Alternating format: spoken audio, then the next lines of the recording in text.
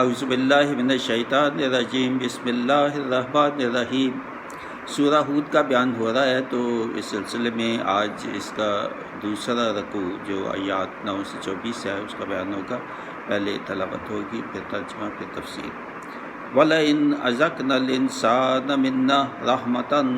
ثُمَّ نَزَعْنَاهَا مِنْهُ إِنَّهُ لَيَئُوسٌ كَفُورٌ وَلَئِنْ أَذَقْنَاهُ نَعْمَاءَ بعد ضراء مسته ليقولن ذهب السيئات عني إنه لفرح فخور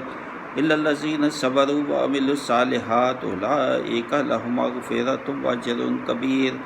فلعلك تارك بعد ما يوحى إليك وضائق به صدرك أن يقولوا لولا أنزل عليه كنز أو جاء معه ملک انما انت نذیر واللہ علی کل شیء وکیل ام یقولون افترا قل فاتوا بعشر سور مثلہ مفتریات وادعوا من استطعتم من دون اللہ ان کنتم صادقین فإن لم يستجیبوا لکم فاعلموا انما انزل بعلم اللہ وَأَن لَا إِلَٰهَ إِلَّا هُوَ فَهَلْ أَنْتُمْ مُسْلِمُونَ مَنْ كَانَ يُرِيدُ الْحَيَاةَ الدُّنْيَا وَزِينَتَهَا نُوَفِّ إِلَيْهِمْ أَعْمَالَهُمْ فِيهَا وَهُمْ فِيهَا لَا يُبْخَسُونَ أُولَٰئِكَ الَّذِينَ لَيْسَ لَهُمْ فِي الْآخِرَةِ إِلَّا النَّارُ وَحَبِطَ مَا صَنَعُوا فِيهَا وَبَاطِلٌ مَا كَانُوا يَعْمَلُونَ افمن کان علی بینۃ من ربہ ویتلوہ شاہد منہ ومن قبلہ کتاب موسیٰ اماما ورحمۃ اولئک یؤمنون ومن یکفر بہ من الاحزاب فالنار موعدہ فلا تک مریۃ من انہ الحق من ربک ولکن اکثر الناس لا یؤمنون ومن اظلم ممن افتری علی اللہ کذبا اولئک یردون علی ربہم ویقول الاشہاد ہؤلاء الذین کذبوا علی ربہم الا لعنۃ اللہ علی الظالمین الذین یصدون عن سبیل اللہ ویبغونہا عوجا وهم بالآخرۃ هم کافرون اولئک لم یکونوا معجزین فی الارض وما کان لهم من دون اللہ من اولیاء یضاعف لهم العذاب ما كانوا یستطیعون السمع وما كانوا يبصرون اولئک الذین خسروا انفسهم وضل عنهم ما كانوا يفترون لا جرم انهم في الآخرة هم الاخسرون ان الذين آمنوا وعملوا الصالحات واخبتوا الى ربهم اولئك اصحاب الجنة هم فيها خالدون مثل الفريقين كالأعمى والأصم والبصير والسميع هل يستويان مثلا افلا تذکرون صدق اللہ العظیم۔ اب انہی آیات کا ترجمہ ہوگا۔ اور اگر ہم آدمی کو اپنی کسی رحمت کا مزہ چکھائیں یا مزہ دیں پھر اسے اس سے چھین لیں، ضرور وہ نا امید نہ شکرا ہو جاتا ہے۔ اور اگر ہم اسے نعمت کا مزہ دیں اس مصیبت کے بعد جو اسے پہنچی تو ضرور کہے گا کہ برائیاں مجھ سے دور ہوئیں، بے شک وہ خوش ہونے والا بڑائی مارنے والا ہے۔ مگر جنہوں نے صبر کیا اور اچھے کام کیے ان کے لیے بخشش اور بڑا ثواب ہے۔ تو کیا جو وحی تمہاری طرف ہوتی ہے اس میں سے کچھ تم چھوڑ دو گے اور اس پر دل تنگ ہوگے اس بنا پر کہ وہ کہتے ہیں کہ ان کے ساتھ کوئی خزانہ کیوں نہ اترا یا ان کے ساتھ کوئی فرشتہ آتا فرشتہ آتا، تم تو ڈر سنانے والے ہو، اور اللہ ہر چیز پر محافظ ہے۔ کیا یہ کہتے ہیں کہ انہوں نے اسے وحی سے بنا لیا ہے؟ کیا یہ کہتے ہیں کہ انہوں نے اسے جی سے بنا لیا، یعنی خود بنا لیا، ان آیات کو بنا لیا؟ تم فرماؤ کہ تم ایسی بنائی ہوئی 10 صورتیں لے آؤ، اور اللہ کے سوا جو مل سکیں سب کو بلا کر، اگر تم سچے ہو۔ تو اے مسلمانوں، اگر وہ تمہاری اس بات کا جواب نہ دے سکیں تو سمجھ لو کہ وہ اللہ کے علم ہی سے اترا ہے، اور یہ کہ اس کے سوا کوئی سچا معبود نہیں۔ تو کیا اب تم مانو گے؟ جو دنیا کی زندگی اور آرائش چاہتا ہو، ہم اس میں ان کا پورا پھل دیں گے، اور اس میں کمی نہ دیں گے۔ یہ ہیں وہ جن کے لیے آخرت میں کچھ حصہ نہیں مگر آگ، اور اکارت کیا گیا جو کچھ وہاں کرتے تھے، اور نابود ہوئے جو ان کے عمل تھے۔ تو کیا وہ جو اپنے رب کی طرف سے روشن دلیل پر ہو، اور اس پر اللہ کی طرف سے گواہ آئے، اور اس سے پہلے موسیٰ علیہ السلام کی کتاب پیشوا اور رحمت، وہ اس پر ایمان لاتے ہیں، اور وہ جو اس کا منکر ہو سارے گروہ میں، تو آگ اس کا وعدہ ہے۔ تو اے سننے والے، تجھے کچھ اس میں شک نہ ہو، بے شک وہ حق ہے تیرے رب کی طرف سے، لیکن بہت آدمی ایمان نہیں رکھتے۔ اور اس سے بڑھ کر ظالم کون جو اللہ پر جھوٹ باندھے، اور اپنے رب کے حضور پیش کیے جائیں گے۔ وہ اپنے رب کے حضور پیش کیے جائیں گے اور گواہ کہیں گے کہ یہ ہیں جنہوں نے اپنے رب پر جھوٹ بولا۔ ارے ظالموں پر اللہ کی لعنت، جو اللہ کی راہ سے روکتے ہیں اور اس میں کجی چاہتے ہیں، اور وہی آخرت کے منکر ہیں۔ وہ تھکانے والے نہیں زمین میں، اور نہ اللہ سے جدا ان کے کوئی حمایتی۔ انہیں عذاب پر عذاب ہوگا۔ وہ نہ سن سکتے تھے اور نہ دیکھتے۔ وہی ہیں جنہوں نے اپنی جانیں گھاٹے میں ڈالی، اور ان سے کھوئی گئی جو باتیں جوڑتے تھے۔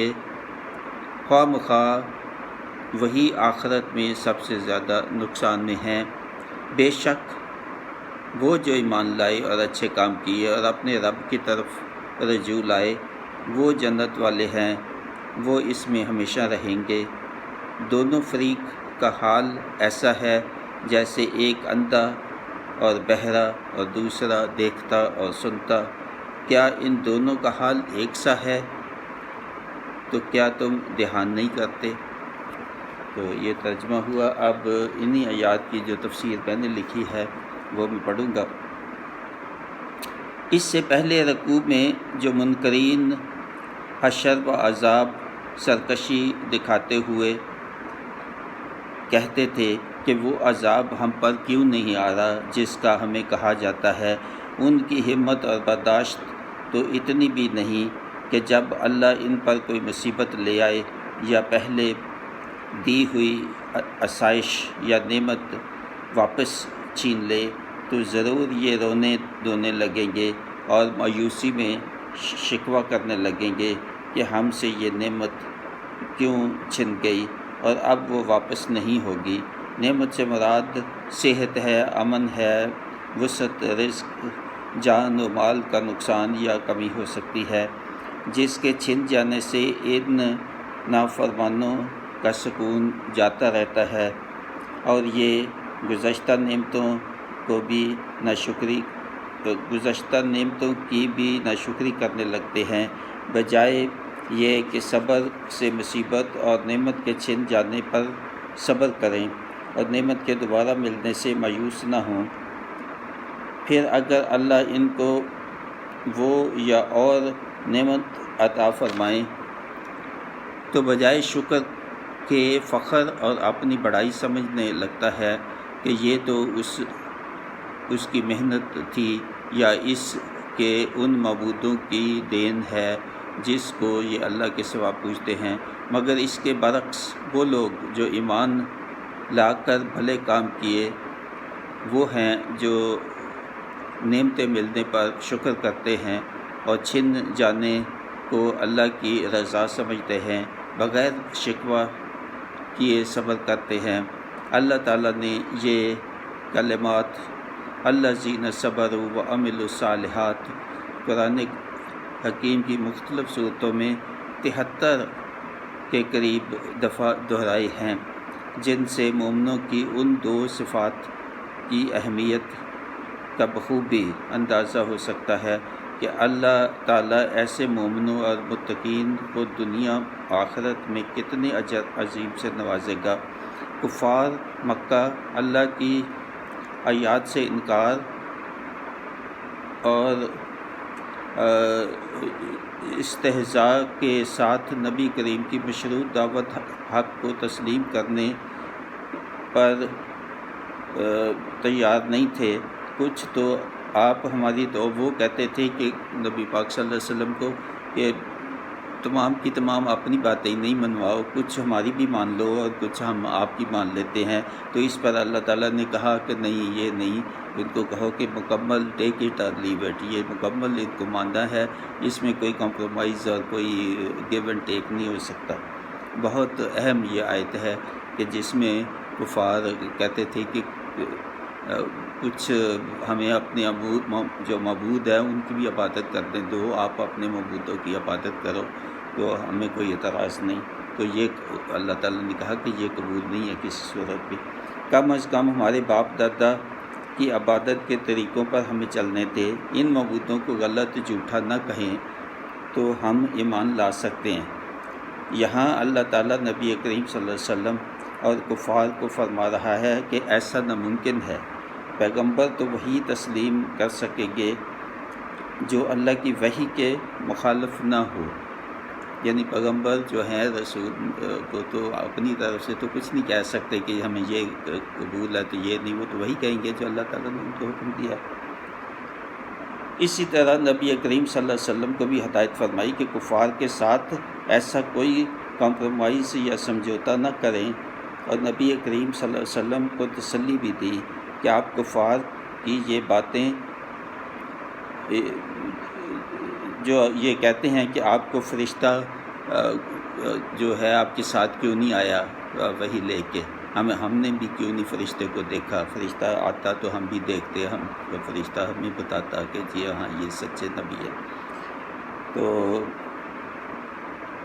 تو آپ تو خود ہی آیات بناتے ہیں یا گڑھ لیتے ہیں، تو یہ الزام لگاتے تھے کہ یہ آیات آپ خود بناتے ہیں یا کسی سے جو ہے نا آپ مدد لیتے ہیں یہ آیات بنانے میں، اور اپنے دل کو تنگ نہ کریں۔ تو اللہ تعالیٰ کہتے ہیں کہ آپ اپنے دل کو تنگ نہ کریں۔ کفار کا یہ بھی مطالبہ بے دلیل ہے اور کم عقلی ہے کہ اگر آپ سچے نبی ہوتے تو اللہ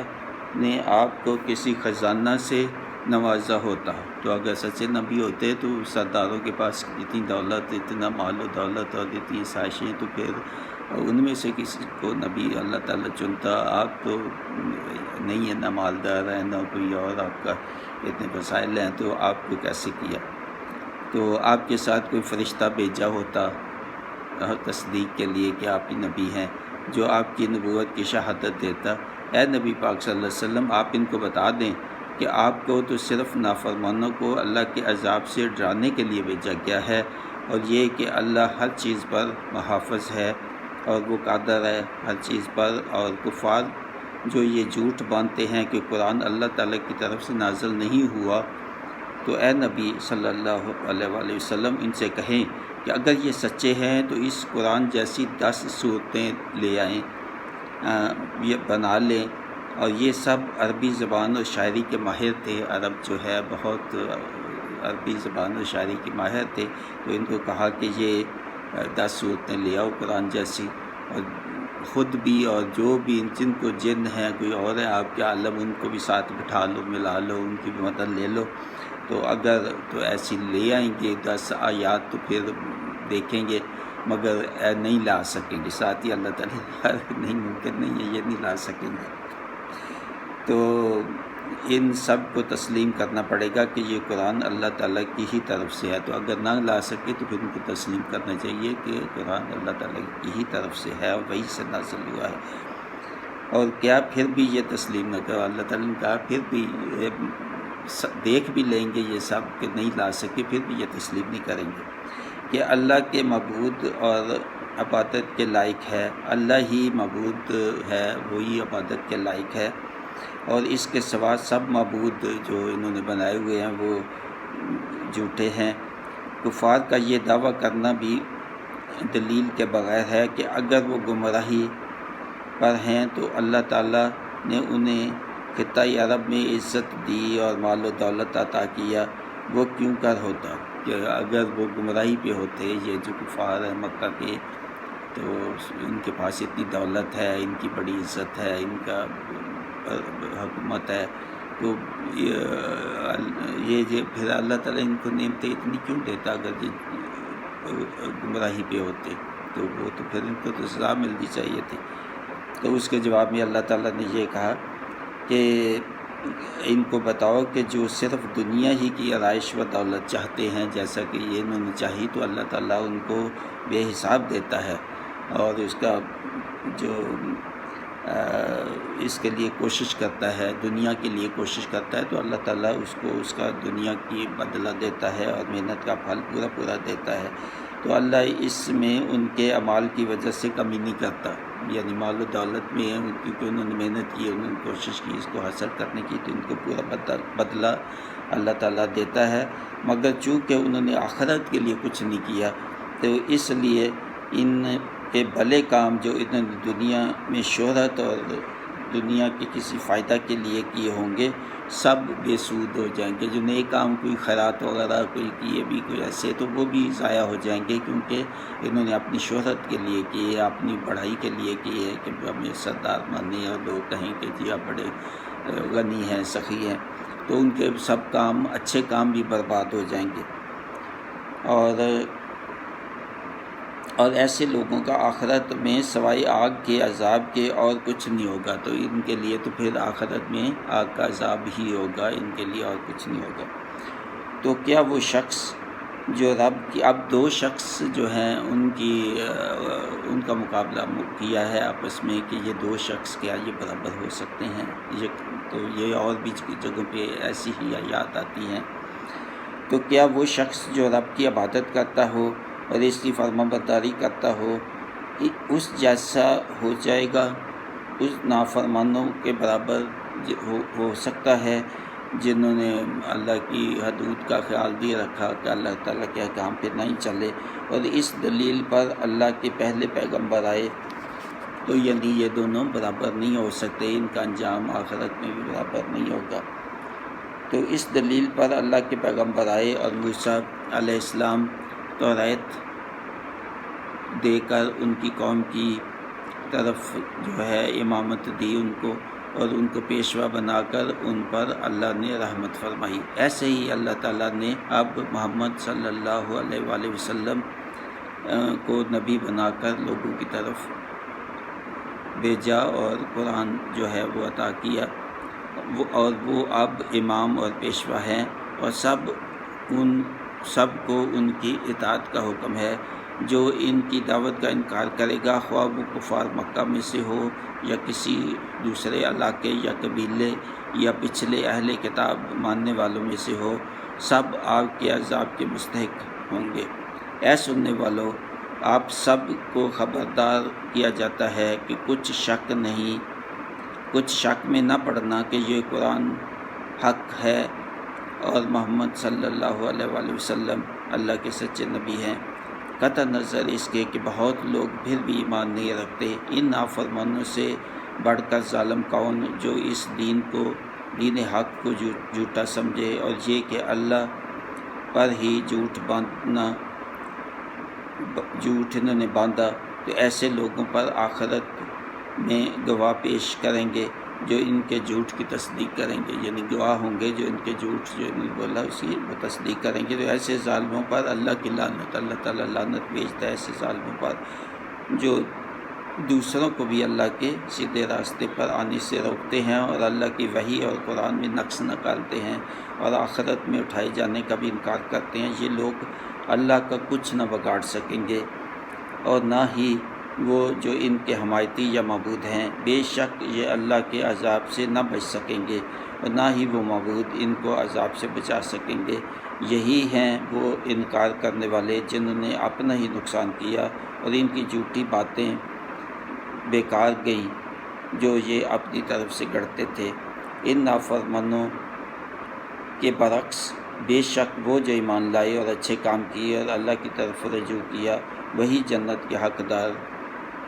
ہوں گے جہاں وہ ہمیشہ رہیں گے۔ پہلی اور دوسری یعنی نافرمانوں اور صالحین کی مثال تو ایسے ہی کسی اندھے بہرے کا مقابلہ بصیرت کی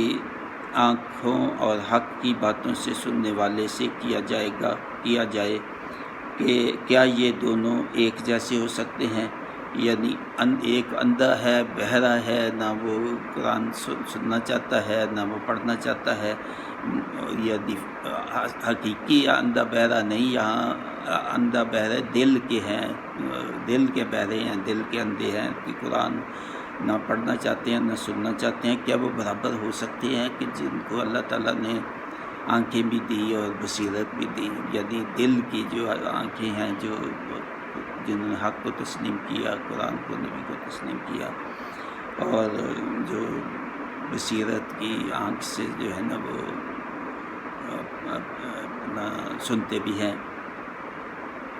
کیا یہ دونوں ایک جیسے ہو سکتے ہیں اور آخرت میں ان کا انجام ایک جیسا ہو سکتا ہے؟ تو عقل اور دلیل سے کیوں غور نہیں کرتے کہ باطل کو چھوڑ کر حق کا راستہ اختیار کریں تاکہ جہنم کے برے عذاب سے یہ بچ سکیں۔ تو اللہ تعالیٰ ان کو تنبیہ کر رہا ہے کہ یہ دونوں برابر نہیں ہو سکتے۔ آپ آنکھیں کھولو، بصیرت کی آنکھیں ان سے دیکھو، قرآن کو دیکھو، نبی پاک صلی اللہ علیہ وسلم کی وحی جو ہے اس پہ غور کرو، اور حق کا جو وہ راستہ بتا رہے ہیں اس پہ اگر آپ آ جاؤ تو آپ جہنم کے عذاب سے بچ سکتے ہو۔ تو اللہ تعالیٰ توفیق دے مجھے، میری اولاد کو، آپ کو، آپ کی اولاد کو، کہ یہ جو جہنم کا عذاب ہے اس سے ہمیں محفوظ رکھے۔ بہت ہی برا، بہت ہی سخت، بہت ہی شدید عذاب ہے، اس سے اللہ تعالیٰ بچائے۔ تو اس کے ساتھ ہی اجازت چاہتا ہوں۔ وما علینا الا البلاغ، مبشر محمد شاہ، مع السلام۔